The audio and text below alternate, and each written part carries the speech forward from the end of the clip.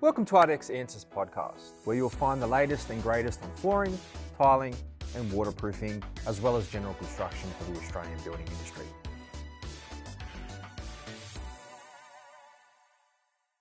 Welcome back to ARDEX Answers. I'm Monique Fenech from ARDEX, and joining us today is Chris Brady.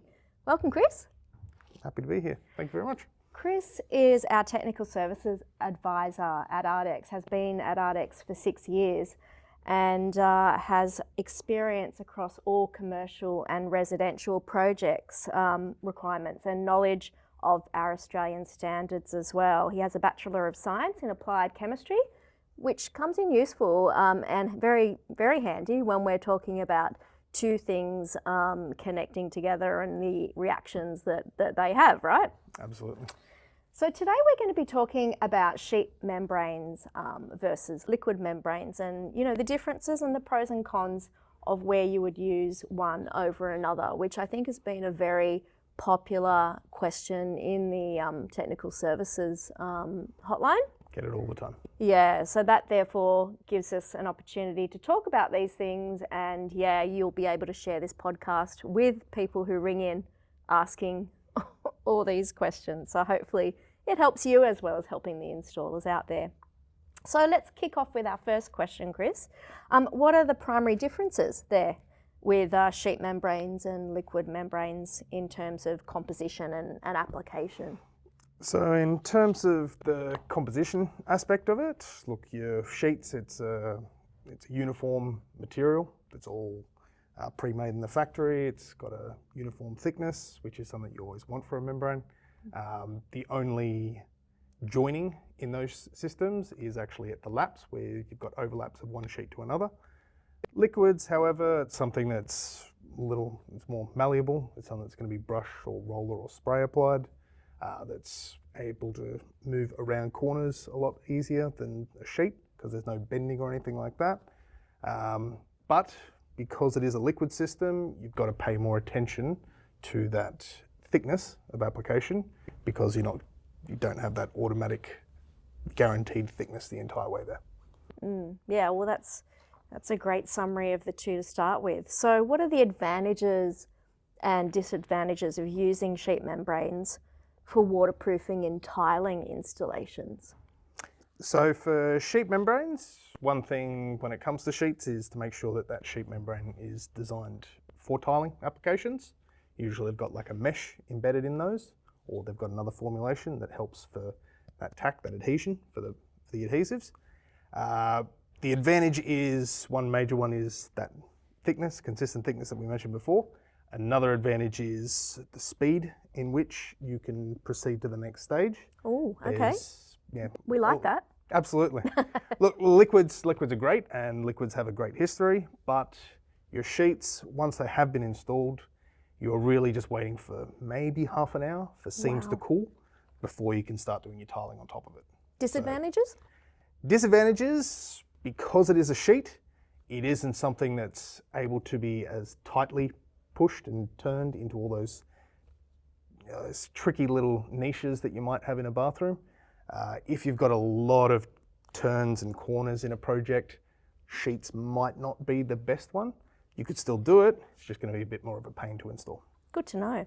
So what are the benefits and potential drawbacks of using liquid membranes for waterproofing in tiling projects? So for benefits, as I was saying before with the whole bending application, it is something you can brush into a very tight corner. You can get in there, you can make sure that you've got a complete coverage everywhere that you need to. When, especially some systems, you've got the option of spraying as well, which you'll get a pretty easy, very quick application as well. The drawback though is for liquids, mostly you're dealing with at least 2 layers of the membrane being installed. So there's usually a minimum cure time between those layers. So the installation, although one application of the membrane might be quicker to install than the sheet, you've usually got to wait around a couple of hours, or you might have someone call back, come back to the site, and then do the second coat. So it can definitely blow out in terms of time with your liquids. Yeah, I can hear that. So in what scenarios might tilers prefer to use sheet membranes over liquid membranes? We've talked about bathrooms just specifically there and indoor. What are some other examples? Look, sheets, they're primarily great when it comes to very large surface areas. Think of rooftop, big balconies, where you don't actually have a lot of changes in direction. You are just mostly doing very large areas and potentially 1 or 2 turn-ups around the edges, maybe detailing around balustrade posts, things like that. But that's where they shine and where the installation becomes an absolute breeze and much quicker. Yeah, and liquids, obviously, like you say, Liquids, those tight more corners. complicated ones. Yeah. More complicated installations. So how do the costs of sheet membranes compare to liquid membranes, and what factors should tilers consider when choosing between the two? Okay, look, with your sheets, generally they will come with a higher price tag when it comes to both the material cost and the installation cost.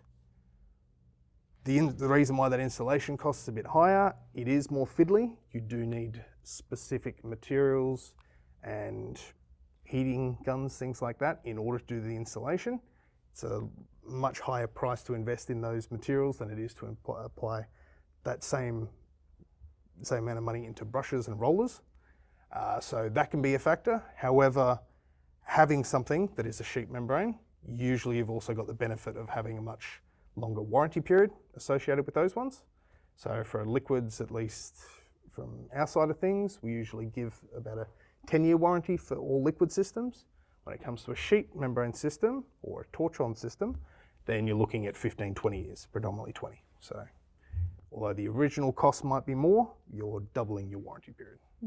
I think there's some good options there for installers, and especially with not only cost but time, if it's a factor and they need to save time, and if it's a large space and they have a lot of work to do. Less backbreaking work, I'd imagine, with the sheets than the getting down on liquids. Yeah, look, can be, but also you've got to make sure that, look, it depends how lucky you are.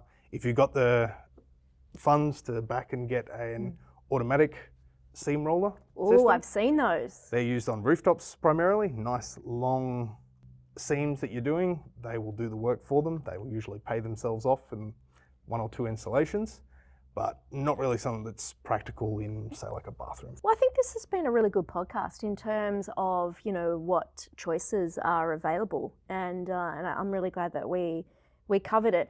What advice can you give waterproofers and tilers out there wanting to skill up on both these different application types?